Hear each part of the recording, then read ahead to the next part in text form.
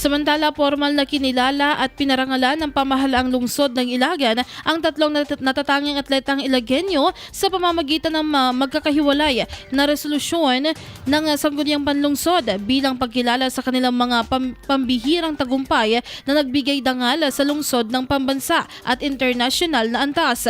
Pinangunahan ang pagkilala kay Aaron Lanuza na nag-uwi ng prestiyosong IPSC President's Medal at ilang kampyonato sa 47th Southeast Asia Shooting Association Level 3 Shoot-Off na ginanap sa Pattaya, Thailand.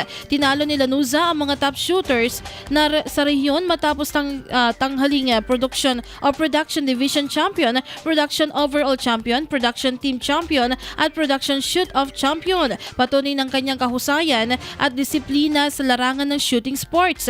Pinarangalan din ng lungsod si Hockey de los Santos matapos nitong masungkit ang gold medal sa decathlon sa Southeast Asian Games, isang tagumpay na nagbigay karangalan hindi lamang sa Ilagan kundi sa buong bansa at nagsilbing inspirasyon sa mga kabataang atleta. Samantala, kinilala rin si Romel M. Cadorna para sa kanyang exemplary performance sa UAAP Season 88 Athletics Games kung saan nanalo siya ng gold medal na high jump at silver medal sa long jump. Si Cadorna ay produkto ng lakas ng Batang Ilagenyo program na ayon sa City Council ay patunay ng epektibong youth at sports development initiatives ng lokal na pamahalaan.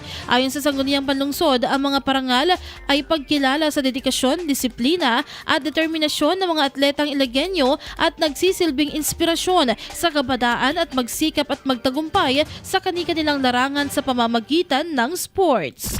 IFM News.